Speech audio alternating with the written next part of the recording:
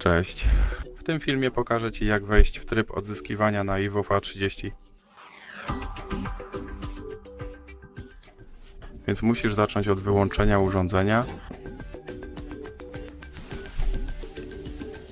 A kiedy Twoje urządzenie jest całkowicie wyłączone, naciśnij razem przyciski zasilania i zwiększania głośności.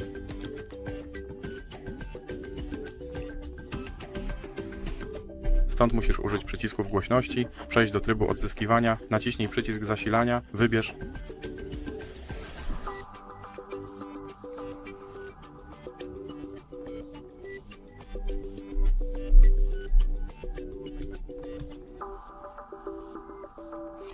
I teraz jesteś w trybie odzyskiwania.